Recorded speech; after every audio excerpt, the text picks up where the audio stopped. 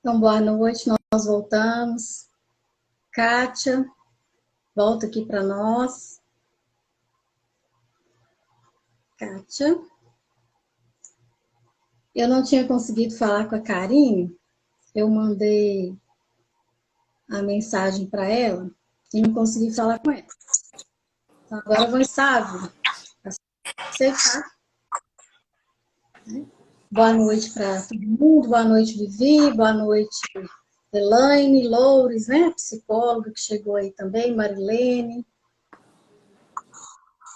Cadê o Sávio? Então, o que aconteceu? Né? Descobri que agora, né, para mim é possível, 4 eu tinha pesquisado, e 4 pessoas poderiam, mas aí agora que a gente foi testar, realmente 4 pessoas não podem fazer parte da live. Então, vai ter que ser só a gente mesmo. Né? E aí, eu tentei falar com a Karine. Ô, Karine, aí, nós não estamos conseguindo chamar você. Então, eu quero que você escolha, né? Ou a gente conversa com o Sávio antes, depois você entra para falar um pouco da questão legal. E aí a questão legal é falar mesmo, oi Paulo, é falar mesmo sobre a Constituição, né? Como que é uma educação, inclusive em termo legal. Com certeza você né, conheceu esse decreto, que é o decreto 10.502, que foi assinado ano passado, né? E é um decreto que ele pega o que já tem, né? O trabalho que já foi desenvolvido a partir da luta das pessoas com deficiência, dos familiares, das pessoas com deficiência, por inclusão, né? Por acessibilidade, e modificou algumas coisas, né? Dá uma ideia de que houve uma hierarquização das pessoas. E aí eu queria que você comentasse, Karine, vou convidar você aqui, depois a gente chama o Sávio, né? Que infelizmente não dá para ser os 4, para que, pois mas entra aqui conosco agora. Oi, Boa noite. tudo bem? Então, esse tema, né, de hoje não é um tema que você caminha com ele no seu dia a dia de forma clara, mas é um tema que faz parte, está presente na sua vida constantemente, porque não tem como trabalhar com mulheres, não tem como voltar a atenção e o cuidado nosso profissional, social para mulheres sem ter essa perspectiva da inclusão das pessoas com deficiência, porque as mulheres são as cuidadoras. As mulheres são as cuidadoras das pessoas com deficiência e das pessoas que não têm deficiência. Né? Raramente ou facilmente acontece as mulheres não serem cuidadoras de si mesmas, porque não dá tempo, porque não aprenderam, né?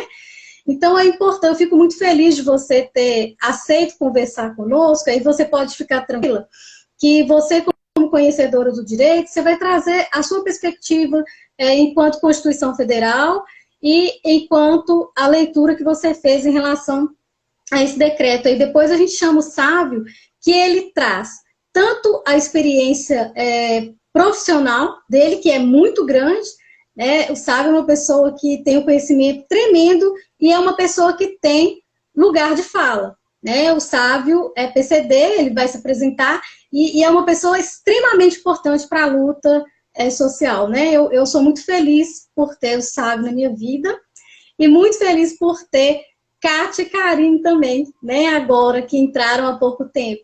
Então, que bom que a gente está aqui falando de um tema tão importante e, mais uma vez, não tem como olhar para mulheres sem incluir essa perspectiva. Uma vez me falaram, Karine, você não tem foco, né? Toda hora você está mexendo uma coisa. Realmente, a minha mente é inquieta.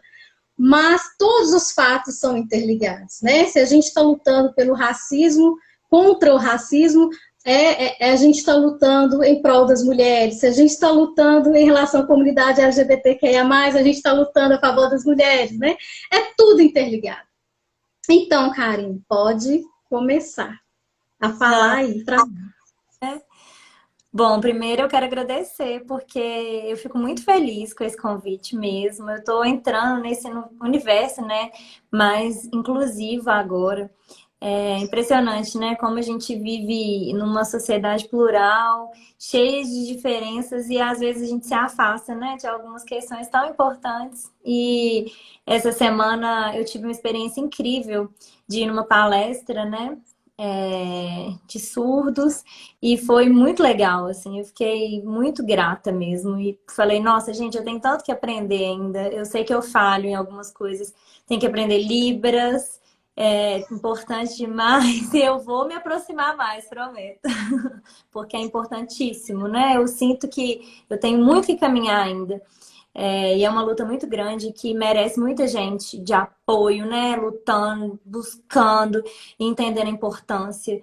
E estou aqui para reconhecer minha falha, que ainda preciso muito caminhar, mas já fico muito feliz de estar aí iniciando, né? E hoje fico mais feliz ainda pelo convite, por ter lido o decreto, já tinha tomado conhecimento, né, de todas as situações que envolviam, e não tem como. A gente está ali, toda hora tem mídia, e as pessoas criticando, né? Eu vi os dois lados, algumas pessoas elogiaram incrivelmente, mas depois que a gente entende, a gente fala, como assim?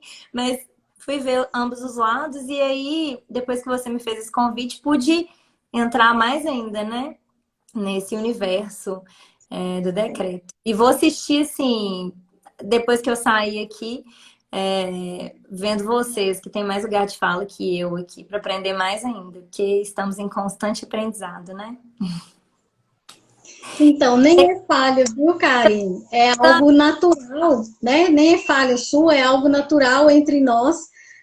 Pensarmos que o mundo é das pessoas normotípicas, né?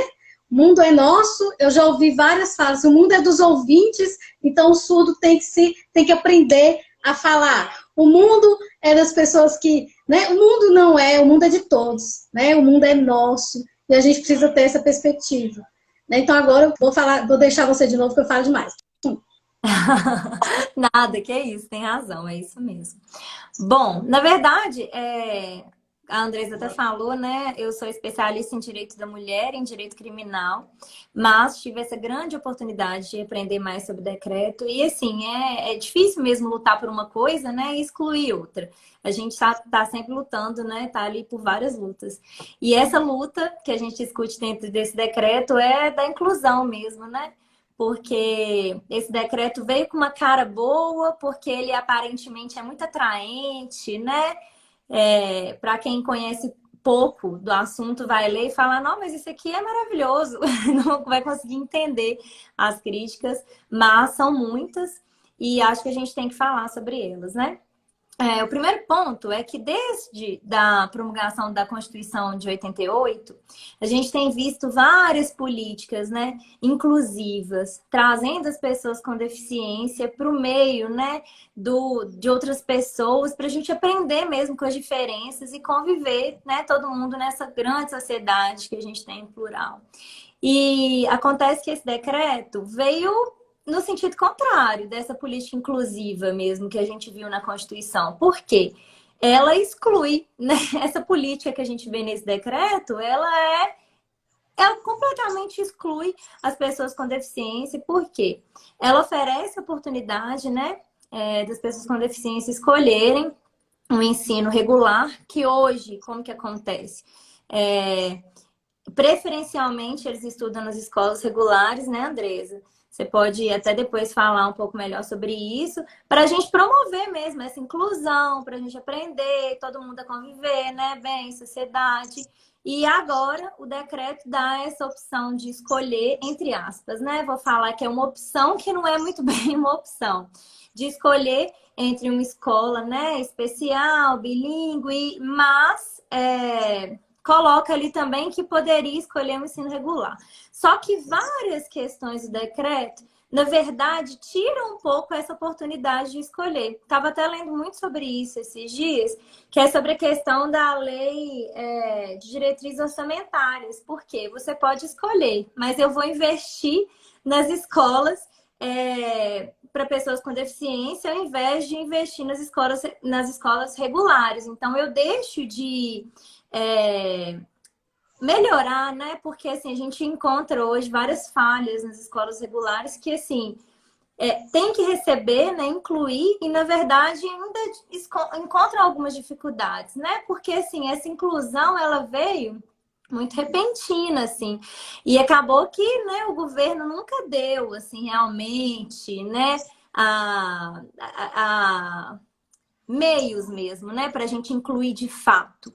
E aí, ao invés de a gente melhorar essa questão, né, dos ensinos regulares, trazer as pessoas com deficiência para cá e falar, vem cá, vou melhorar esse serviço, vamos fazer tudo ser lindo, vem esse decreto agora que mais puxa, né, para as escolas especiais e, na verdade, tira, eles dão as opções, mas deixam de investir nas escolas regulares, ou seja, você fica quase que obrigado a escolher, né, pelas escolas de pessoas com deficiência, né, e não inclui, né, não faz com que a gente conviva, né, todos em sociedade e tenha essa melhoria mesmo do serviço das escolas regulares. E isso é um retrocesso para a gente, porque exclui, gente. Nada que exclui é legal. Então, assim, por mais que pareça ser atraente, né? Não é. O que aconteceu com o governo? Deu uma roupagem diferente a algo que era legal, mas trouxe de forma pior, negativa. E, assim, o que é muito triste, né? A gente vê um retrocesso ao invés de um avanço, indo contra a própria diretriz da Constituição mesmo, que coloca que a gente tem que ter várias políticas inclusivas. Isso, inclusive, vai contra até a convenção, né, interamericana de direitos das pessoas com deficiência, que também tem essa política inclusiva. Então, assim, é muito triste mesmo. É um decreto que exclui, segrega, né, o que não é nem um pouco interessante. Esse decreto, ele já está aprovado, né? Mas como que está em andamento a implicação ou a alteração dele? Você tem esse conhecimento, Karine? Não, eu não. O que acontece? Até 2024, pelo que eu consegui entender, assim, em tudo, a gente ainda continua, né, com as diretrizes anteriores, mas depois a gente já começa a ter essa roupagem nova, né, do decreto. Então, assim, eu não estou acompanhando de fato todos os andamentos, mas Bolsonaro, né, já assinou, então, assim, já é fato, né? Assim, existem algumas... Eu vi várias pessoas, várias comunidades se unindo, pedindo, né, que seja declarado inconstitucional, até por causa dessa questão das diretrizes, né, da Constituição, que eu disse anteriormente, mas a gente ainda não tem um andamento muito importante ainda, infelizmente, né? Aí, ó, a Michelle, gente, ela tá aqui. Ela é especialista, sabe, em direito das pessoas com deficiência. E ela tá dizendo que ele já está sendo até discutido no STF, porque várias pessoas, né, várias comunidades já entendem mesmo que é inconstitucional. O que eu também entendo. Não está em vigência que ela colocou, né? Não está em Então, vigência. de alguma forma, né, esse decreto ele vem mostrar para nós que a gente precisa estar atento e a sociedade inteira se atentar para a necessidade de ações, de práticas inclusivas. Né? Às vezes a gente não traz para nós, né? Eu não preciso de inclusão, eu não preciso me preocupar com isso. Ela coloca aqui que é uma afronta a Convenção da Pessoa com Deficiência de 2008, incorporada como emenda na Constituição de 88 que você colocou, né, Karen? Isso, exatamente. Então, foi sábio que falou, né? Ô, Sábio, uma pena você não poder estar aqui, né, nós quatro. Ai, meu Deus. Não, mas a gente vai... Daqui a pouco aqui. Oi? Ele vai dar uma aula ali daqui a pouco, eu vou ficar assistindo. Nós vamos pedir para ele entrar daqui a pouquinho, Karen, mas eu estou aqui pensando, né, que a gente fala muito, reclama muito da lei, reclama muito dos nossos direitos, né, mas nós temos leis que são boas, né, mas para elas se efetivarem a gente precisa fazer um movimento. A lei não vai fazer valer sozinha, né, as coisas não vão acontecer, não vai cair do céu, a gente tem que lutar. E a luta não pode ser só daquele grupo. Eu não sou negra, eu não vou precisar lutar. Né? É um compromisso social, nós somos interligados. Né? A conexão entre nós é invisível aí, mas a gente tem influência, interferência em pessoas que a gente nem conhece. Né? Eu sempre gosto de dar um exemplo, vou dar esse exemplo rapidinho. Uma moça trabalhava em uma empresa que o chefe gostava muito de ser bajulado. E essa moça trabalhava o dia inteiro, fazia faculdade à noite. No outro dia era aniversário do patrão, todo mundo ia levar presente e ela esqueceu.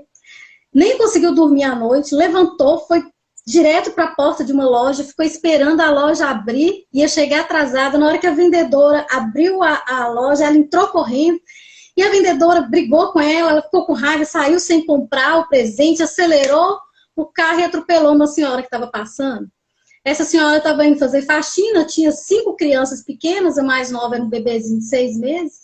Machucou muito essa senhora, ela ficou internada naquele dia e as crianças dela foram distribuídas entre os vizinhos. O marido estava preso. E o bebezinho chorou a noite inteira. O marido da mulher que estava com esse bebezinho bateu, espancou o bebezinho, quebrou o braço dele. E aí eu gosto desse exemplo inventado, mas que pode ser muito real, para a gente pensar o tanto que a gente tem interferência na vida do outro, sem a gente nem conhecer, né? Onde começou essa história? Onde começou a história? Pessoas que nem se conhecem, nossas ações são conectadas. Então, a responsabilidade social.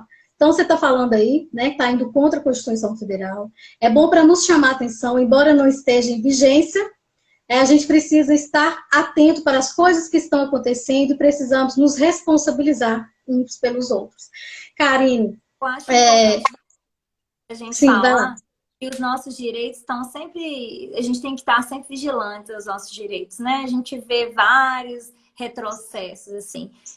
Tanto dos direitos das mulheres, que é o que eu vivo, né? Cara a cara, quanto das pessoas com deficiência. Então, assim, é muito complexo, sabe? A gente tem que estar sempre de olho mesmo, porque com essa mudança, né, de governo e outras circunstâncias, afeta a nossa vida diretamente. E, assim, é muito triste mesmo. Vamos buscar um avanço, né? E essa coisa de retrocesso é terrível. A gente imaginar que a gente estava caminhando para alguma coisa, para uma construção muito maior, e aí, de repente, alguém vem cá e puxa a gente, né, para trás de novo. Eu acredito que nós não paramos não, viu, Karine? A gente não parou. A gente continua lutando, se posicionando. O movimento social, ele pode trazer isso para nós, né? É um movimento recursivo, que quando volta, volta com uma outra roupagem, né? E aí a gente consegue contornar, transformar isso, e no movimento vai voltar de novo. É um movimento cíclico, né? Da vida, da história. Então, é para a gente se fortalecer e ter mais consciência. Agradeço muito você ter aceito, né? E que bom que você aceitou o convite para caminhar conosco também, né? A comunidade surda de Sete Lagoas. E é uma questão de sempre ampliar a perspectiva. Nós aprendemos a contar só até 2, a partir de René Descartes. A gente só enxerga até 2. Mas a gente precisa ampliar a nossa perspectiva, né? Eu fiquei muito tempo também sem enxergar as pessoas com deficiência. Aí enxerguei a surdez e depois tive que ver que não é só a surdez, né? É o mundo, é o universo, né? São todas as pessoas que necessitam de ações de inclusão diferentes.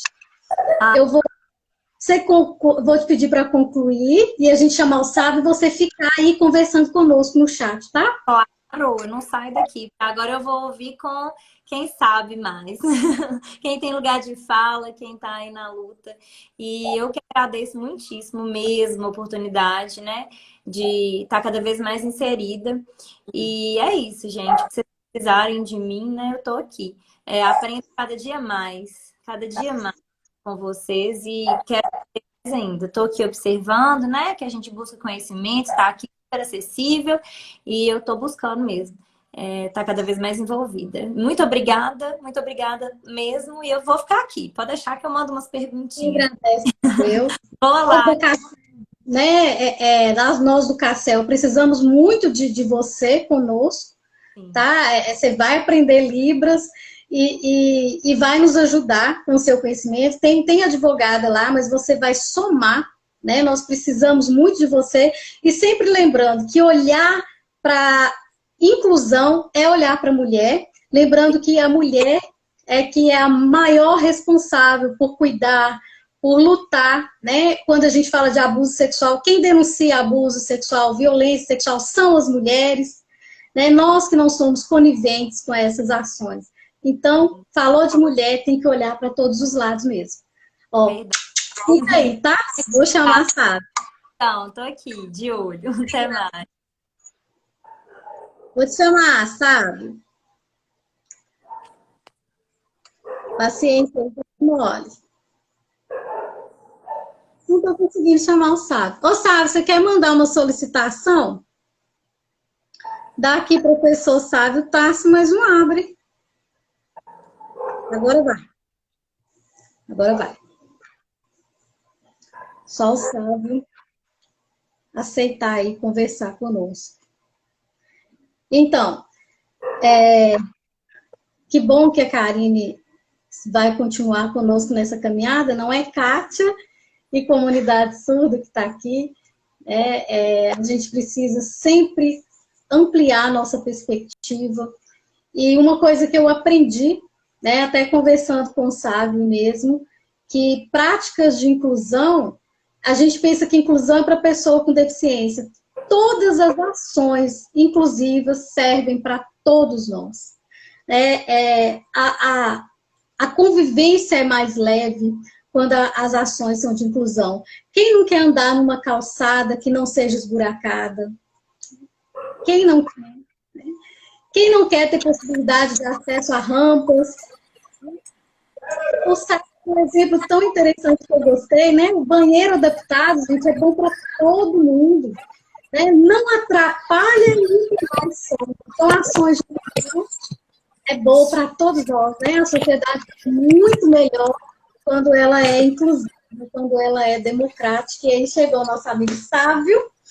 Seja muito bem-vindo, que bom te ter aqui. E eu queria que a gente começasse... Oi, vocês estão me escutando? Estou te escutando, mas pelo que eu estou vendo, a gente vai ter um probleminha com a internet, que está rodando. Oi? Aí, está escutando bem. Ô, Sávio, eu queria que você se apresentasse e depois falasse para nós o que é isso, inclusão e segregação. Que é inclusão ou segregação? Aí depois você traz sobre o que você tem pensado em relação ao decreto. Mas acho que sua internet está travando bem, viu?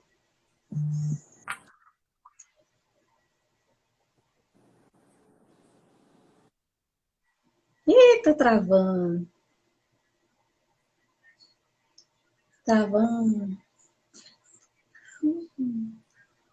Ele saiu, ele deve entrar de novo, né? Por causa da internet. Então, vamos ter paciência, né, que o Sábio vai trazer para nós. Qual que é o sinal de paciência, cara? A paciência, né? O que é isso que você fez? É a internet, ela caiu. Ah, tá. Então, o sinal de internet, a internet caiu. Olha. Obrigada. É sempre aprendendo, né? E aí as pessoas pensam que a Libras, né, que é a língua de sinal, muitas pessoas pensam que é uma língua universal, né? Que língua de sinal é igual em todo lugar. E não é. A gente precisa saber que Libras, ela é a língua brasileira de sinais, que cada país vai ter o seu, né? E que é a sua língua, né? E assim como nós, com o português, a gente tem comunidades que vão ter seus dialetos, suas características, a Libras também tem. Então, é sempre aprender. Como a gente aprende as palavras novas, a gente sempre está aprendendo sinais novos. Deixa eu ver se o Sábio já voltou.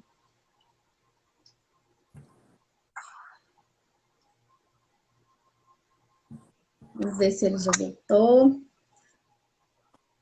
Professor Sábio, venha falar para nós. Aê. Agora eu estou aqui. Então vai lá, Está me escutando? Muito bem, estou te vendo muito bem. Menino maravilhoso. Está me escutando? Sim. Oi? Está escutando a gente? Ah, essa internet só está rodando, tá ruim.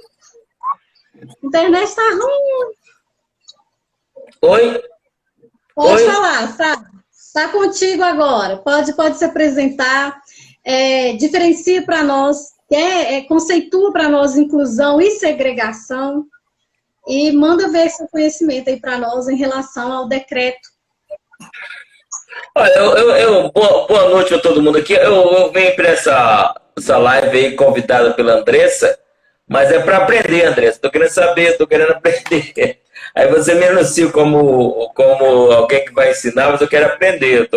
Eu tentei ouvir a doutora aí, esqueci o nome dela, mas a gente tem doutora Cairine, né? Eu vi só um pedacinho, mas a gente tem que entender realmente, principalmente dos trâmites desse decreto agora, porque é um decreto que não estuda a política, mas nós acreditamos que é um decreto inconstitucional, porque a Convenção de 2008, a Convenção de Durban, que é a Convenção Internacional da Pessoa com Deficiência, ela foi incorporada na Constituição brasileira como emenda à Constituição.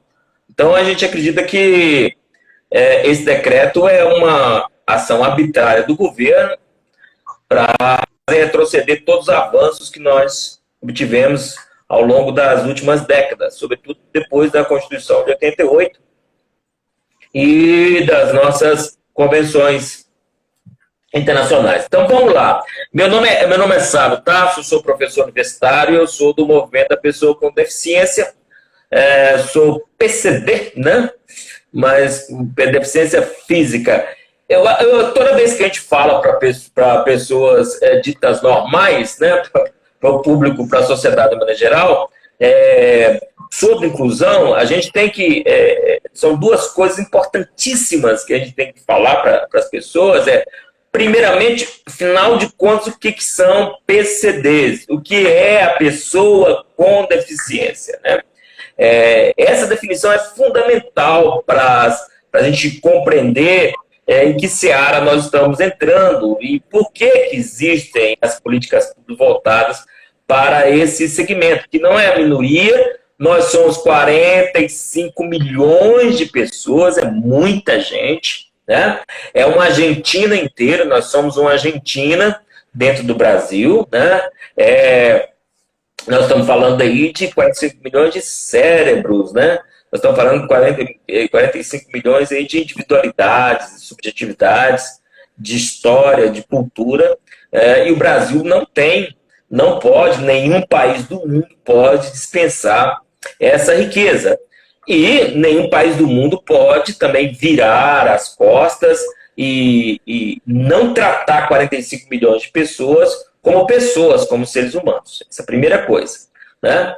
E depois eu vou falar também o que nós achamos que é inclusão, né? O que nós chamamos de inclusão? O que é o conceito de inclusão, que eu acho que é importante para compreender, porque eles falam em escola especial, escola regular, mas o que nós entendemos de educação? O que nós achamos que nós vamos contribuir nesse processo de construção aí da própria educação brasileira? Então, vamos lá.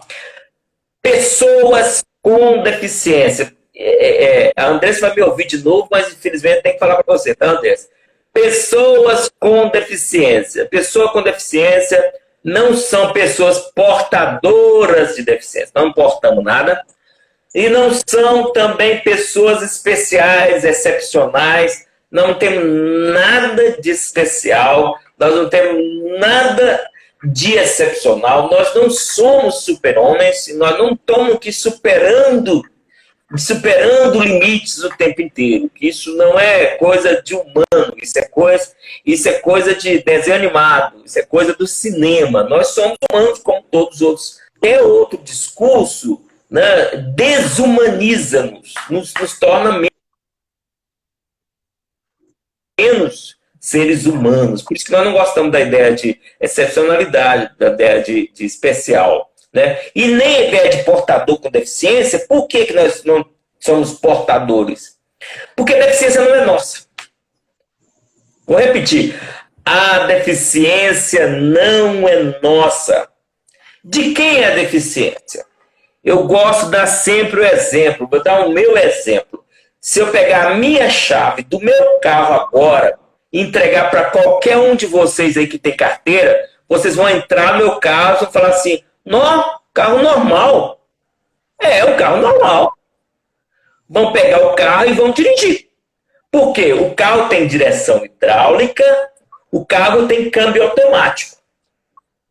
Veja bem, quando eu entro nesse carro e vou para a estrada, qual é a importância de eu ter deficiência física? Nenhuma. Nenhuma. Não há diferença nenhuma entre o meu carro na estrada e todos os carros. Então a deficiência não é minha. A deficiência é que 30 anos atrás não tinha uma frota com 30%, 40% de carros com câmbio automático, com direção hidráulica, que dava para eu dirigir, para outros milhões de pessoas dirigirem. Então, quando você resolve esse problema, quando você coloca carros acessíveis, você iguala as pessoas. Você dá oportunidades às pessoas iguais de dirigir aquele carro. Onde é que está a deficiência? Em mim ou na frota que não tinha essas adaptações? Então, a deficiência não porta em mim. Quem porta a deficiência é a sociedade. A sociedade que tem que resolver o que nós chamamos de deficiência. O que nós chamamos de deficiência? O que nós chamamos de impedimento de longo prazo. Por quê? Se a Andressa quebrar a perna, ela também não vai poder dirigir carro nenhum. Ela vai precisar de uma adaptação. No curto prazo, ela vai ser uma pessoa que vai ter um impedimento, ela vai ter uma deficiência no curto prazo. Mas eu, por exemplo, tenho sequelas no corpo inteiro. Eu não vou resolver isso no curto prazo, vou resolver isso no longo prazo. A sociedade vai ter que se adaptar para que eu possa ter acesso a todos os espaços, acesso a todo o serviço da sociedade. Então, a deficiência não está em nós, a deficiência está na sociedade. Há impedimentos de longo prazo para eu obter o serviço. A sociedade tem que resolver esse problema com adaptações, com aquilo que nós chamamos de desenho universal. Ou seja, uma adaptação que serve para mim, mas serve para todos. Um carro que serve para mim, mas é bom para todo mundo que precisa também. É bom para obesos, é bom para grávidas, é bom para acidentados. O banheiro público também, o banheiro público para a pessoa com deficiência é um banheiro que vai ser bom para todo mundo, porque todo mundo um dia quer ficar velho, todo mundo quer chegar à terceira idade vai precisar daquele banheiro. Beleza, essa é a primeira coisa. Então, entendendo o que nós chamamos de pessoa com deficiência. É a pessoa que tem uma diferença e tem um impedimento a longo prazo, e a sociedade tem a deficiência mesmo, porta a deficiência. A sociedade tem que resolver esse problema. E o que nós chamamos de inclusão aqui, para não ficar falando muito, porque temos que ouvir o pessoal. Olha só, essa palavra inclusão, ela é fruto de um processo histórico, em que a figura da pessoa com deficiência foi galgando assim degraus até chegar nesse momento que nós chamamos de momento da inclusão. Por quê? Até algum tempo atrás, não vou ficar aqui falando de história que vai demorar muito tempo, mas até um tempo atrás, as pessoas falavam em integração da pessoa com deficiência. Como é que era essa tal integração? Você começa lá no século XIX, o Instituto Benjamin Constant, os positivistas, ele achava o seguinte, olha, não, essas pessoas precisam ser integradas na sociedade. Só que elas têm uns defeitos. Elas têm uns defeitinhos. Cada um deles tem um defeitinho. E aí nós vamos criar lugares, espaços para consertar esses defeitos. Oficinas para consertar esses defeitos. É daí que surge a ideia de se tem pessoas com defeito, eu tenho que ter oficinas especializadas para surdos, oficina especializada, pessoa com deficiência física, oficina especializada para deficiências auditivas. Então, uma oficina para consertar aquele defeito. Então, à medida que você conserta aquele defeito, você faz com que essa pessoa com deficiência se aproxima de um padrão normal. Se aproxima daquilo que é o ideal para a sociedade. Aí, assim, nós temos a integração dessa pessoa à sociedade. É nesse momento que surgem escolas especializadas e entidades para pessoa com deficiência. Olha só, não entidades de pessoas com deficiência, entidades para pessoas com deficiências. A PAI é o maior exemplo disso. Associação de pais de filhos excepcionais. Esses pais vão colocar os filhos ali e os que tiverem bom desempenho, quem sabe, algum deles pode até um dia ir para o mercado de trabalho, algum dia eles podem ir para a escola normal. É essa a expectativa da PAI. Ao longo do tempo, foram criando movimentos de pessoas com deficiência. E esse movimento de pessoas com deficiência vai mudar muito essa lógica, vai alterar muito essa lógica. Por quê? Porque a gente tem um lema: nada sobre nós sem nós. Como é que você vai discutir até a tal da integração do defeito se você não pergunta para o dono do carro se ele tem defeito mesmo? Como é que ele está dirigindo esse carro, né? Então, o movimento de pessoas com deficiência começa a questionar essas entidades e essas escolas especializadas. E aí começa essa discussão, vai para as academias. Muitas pessoas muitos estudiosos começam a estudar a escola especial, entender o que se faz na escola especial. E aí os estudos mostram uma coisa que é impressionante, Andressa. Os primeiros estudos lá dos anos 70 mostram uma coisa impressionante. Que os alunos da escola especial, muitos alunos da escola especial, poderiam estar na escola normal e eles rendem o mesmo que os alunos da escola normal. E melhor ainda, eles começam a perceber que a entrada de alunos ditos pessoas com deficiência não normais na escola regular melhoram a escola regular. Por quê? Por que melhora a escola regular? Primeiro, porque obriga profissionais da educação a estudar, melhorar, para receber esse aluno. Depois, cria um ambiente de solidariedade, porque muitas pessoas querem ajudar, né? A comunidade escolar quer ajudar, as associações querem ajudar. E terceiro, quem realiza o sonho de todo diretor de escola envolve as famílias. As famílias começam a participam melhor. Todos os exemplos de escolas regulares que incluem, você tem esses três fenômenos: melhoria da qualidade dos profissionais, engajamento social, participação das famílias. Todos. E aí, a gente começa a perceber o que nós chamamos de inclusão. O que nós chamamos de inclusão? O principal problema de incluir, sabe o que é o problema de incluir? O grande problema de incluir é que há um discurso moralizante contra a inclusão. É um discurso moralizante. E é um discurso com um conteúdo de hipocrisia enorme. É um discurso que é feito para esconder a vergonha de pais, esconder a vergonha de profissionais, porque não querem conviver com aquela diferença. Gente, olha, deixa eu falar para vocês. O maior problema da inclusão é um problema de autoridade. E não um problema, por exemplo, é porque nós não temos conhecimento, é porque nós não sabemos lidar com isso, é porque nós não temos recursos, é porque nós não temos profissionais. Inclusão é, antes de tudo, uma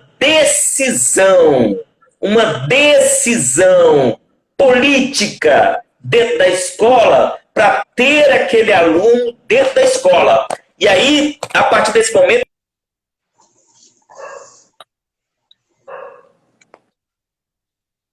inclusão. Cada aluno que chega lá é uma inclusão diferente da outra inclusão. Porque cada um dos alunos daquele lá é uma nova humanidade que está entrando na escola. E eu tenho que aprender sobre essa nova humanidade. Agora, para não falar muito, para encerrar, Andrés, que eu estou falando demais aqui, estou atrapalhando, deixa eu falar para você. Deixa eu falar para vocês. A questão toda da inclusão, ela é desafiadora. Por quê? Porque ela questiona, não é a entrada de alunos, ela questiona a concepção que nós temos de escola. E qual que é a concepção que nós temos de escola? Uma concepção do século XIX. Qual que é essa ideia? Alunos enfileirados, um conteúdo padrão e um resultado padrão que se espera de todos.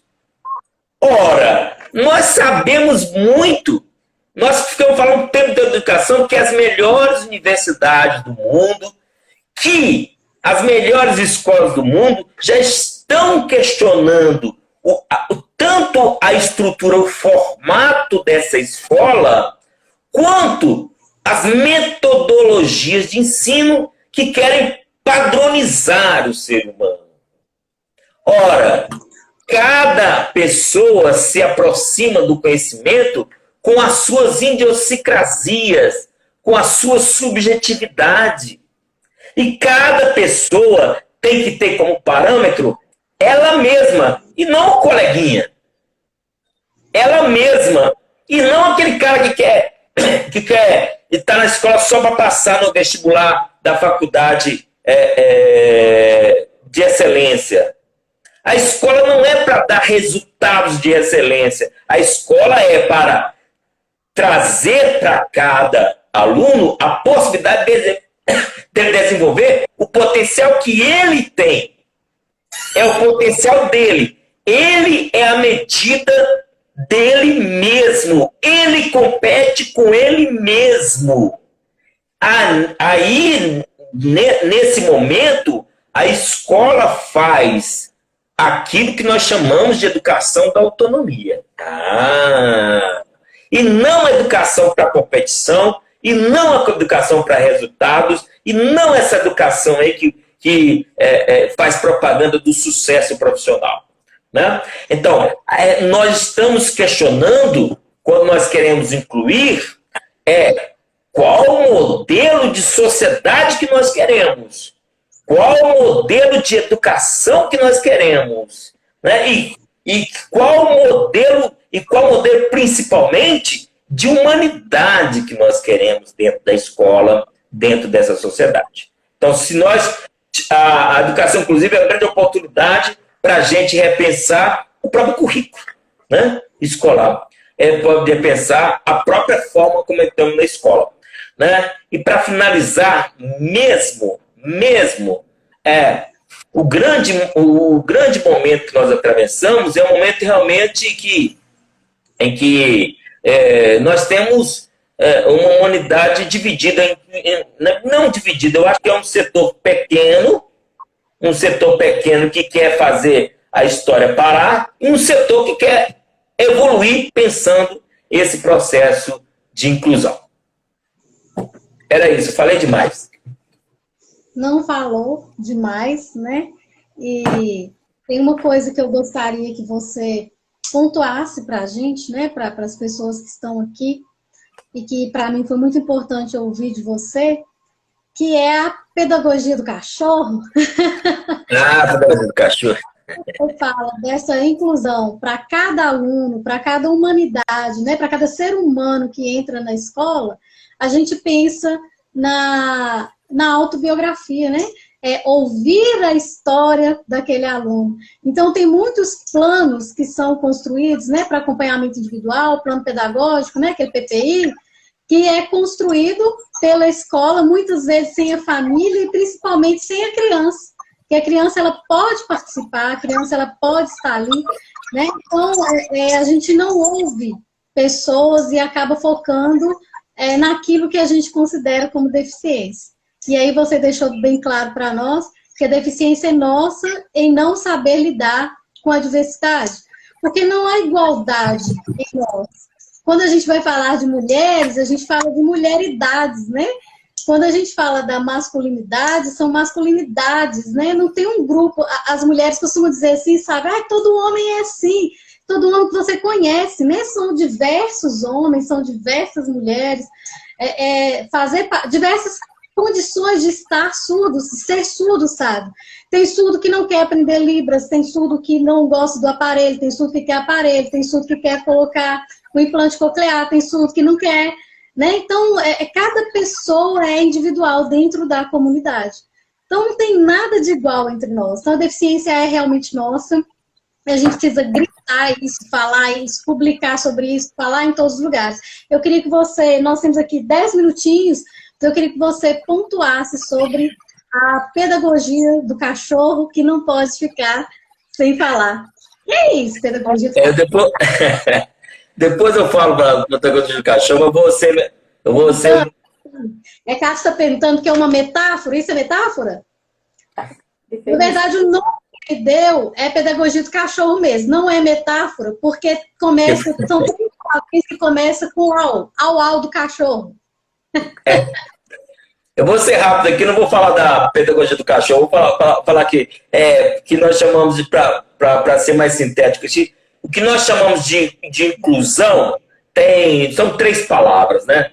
É autobiografia, autoestima e autonomia. São essas 3 palavras que nós acreditamos que elas são práticas, acima de tudo são práticas, são ações que garantem a inclusão. A primeira coisa é dizer o seguinte, a gente não inclui deficiência, é isso que nós temos que bater na tecla o tempo inteiro. Ninguém inclui deficiência, ninguém inclui diagnóstico, ninguém inclui doença. Eu não quero levar um doente para dentro da sala de aula. Eu não quero levar um doente para dentro de casa ou para dentro da fábrica. Não é isso, nós não estamos levando uma doença, porque ninguém é uma doença. Ninguém é a limitação do seu corpo. As pessoas são histórias. As pessoas têm histórias. E as histórias são surpreendentes quase sempre. Né? Quase sempre. Meu diagnóstico é B91, meu diagnóstico era que eu não ia andar. Se vocês lerem o meu CID, gente, vocês vão querer me enterrar, levar para o cemitério. O CID é terrível. Mas o CID não define as pessoas. Então, é preciso ouvir aquele aluno, ouvir aquela pessoa, porque aí, ao ouvir essa pessoa, que você vai ter o acesso realmente a esse processo de aprendizado para incluir ele. Porque cada deficiente é um, cada mulher é uma, cada homem é um. Né? Você precisa ter a política pública geral? Precisa, mas o atendimento é individualizado. Né? A política pública geral para o segmento, ela existe, na referência. Agora, tem na nossa convenção. Se a pessoa é deficiente, é complicado. Agora, se deficiente é preto, mais complicado é. Se é deficiente preto e nordestino, mais complicado. Eu estou descrevendo eu mesmo. Se é deficiente preto, nordestino e periférico, mais complicado. Então, eu tenho que ouvir. Agora, se eu tivesse ganhado a Mega Sena, se eu fosse um deficiente rico, né, era outro problema. Era menos problema. Era menos problema para resolver. Beleza? A segunda coisa é o debate sobre a autoestima, a construção da autoestima, que tem a ver, na verdade, principalmente, tem a ver com a descoberta das potencialidades de cada um. Ninguém tem autoestima porque é bonito, ninguém tem autoestima porque é lindo, porque é famoso. A autoestima os psicólogos sabem muito bem. Autoestima, como o próprio nome diz, é a estima que vem de dentro. É óbvio que nós lutamos por representação, nós queremos deficientes beijando na boca da novela às 8, né, sendo protagonista do romance, mas a gente quer construir essa autoestima a partir das descobertas das potencialidades individuais de cada pessoa. Isso é fundamental, senão não tem jeito. A escola tem que dar a oportunidade, e aí eu estou falando de questões práticas, por exemplo, como os processos avaliativos e também os trabalhos. Antes disso, tem que ter um estudo das potencialidades, até onde as pessoas vão. Né? Senão você não vai construir a autoestima desses alunos. Esses alunos precisam participar. Os alunos precisam estar ali como protagonistas. E protagonistas depende da autoestima. E a terceira questão importantíssima é a construção da autonomia. Esse aluno, ele realmente precisa, muitos alunos precisam de cuidadores, muitos alunos precisam de monitores, o pessoal do tipo precisa da Libras, mas o quanto mais atividades que esse aluno puder fazer por si mesmo, melhor. E isso tem que ser estimulado. O monitor não é desculpa para ele não fazer certa atividade. A Libras não é desculpa para eles não participarem dos outros eventos. A gente tem que fazer com que, estimular que essas pessoas façam por si mesmas, do jeito delas, da maneira delas, mas façam por elas mesmas. O processo de ensino é um processo autônomo, né? Como o grande Paulo Freire falou, né? Você tem que compreender o seu contexto, e esse contexto tem que vir à tona para ter aprendizado. Esse é o processo de ensino que nós defendemos, autônomo, né, Andressa? Depois eu falo mais das minhas historinhas que você gosta. Te ouvir é sempre muito bom, sabe? Foi muito bom te reencontrar, mesmo pelas redes sociais, né? Então, assim, uma coisa boa da rede social é isso, poder conectar mesmo as pessoas, né? Eu quero mesmo, a gente está finalizando o nosso tempo, eu quero agradecer demais a Karine, a Kátia, sempre maravilhosa. Você, sabe, meu querido amigo, né, que se dispôs a falar para a gente. E aí eu tô aqui pensando, sabe, um monte de coisa que dá para desenvolver a partir disso tudo que você trouxe para nós aqui.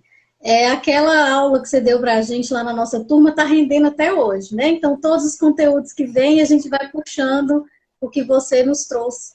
Então, para finalizar, é importante mesmo que a gente saiba que esse decreto ele vem para puxar para trás, né, para tentar segurar essa caminhada, que é algo desse movimento, do retrocesso ou do tradicional, né, ou da visão tradicional que ainda segura a caminhada, mas que faz parte do contexto do desenvolvimento histórico, que você sabe disso melhor do que eu, que é um movimento recursivo, né?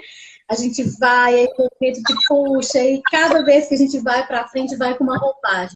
Então, a ideia é convidar as pessoas para fazer parte desse movimento conosco, lembrando que é compromisso social, responsabilidade social que todos nós temos que ter, de caminhar, de lutar junto, porque tudo está interligado a nós. Tudo que a gente faz, né, é interligado. Há uma conexão de nossas ações e a gente precisa assumir a nossa responsabilidade na luta dos movimentos sociais. Então, muito obrigada de novo. E eu que agradeço. Acho que a gente tem uns 3 minutinhos. Eu não sei se vai ter uma pergunta, se alguém quiser colocar. Não, eu só quero agradecer você, Deni, Andressa, mais uma vez, a doutora Karine aí, e dizer para você o seguinte, cara, não tem como não defender a escola. Não existe escola especial, né? A escola, para nós, só existe uma escola, e essa escola é inclusiva. Ou ela é inclusiva, ou ela não é escola, na nossa opinião, né? É simples assim. E espero e agradeço vocês você, Andressa, e todo mundo pela disponibilidade aí de discutir o tema. Ó, alguém te mandou um abraço? Karine está Um abraço, agradecendo. Karine. Te Um mandou um abraço, abraço. doutora. Tchau, tchau, galera. Até breve. Tchau. Tchau.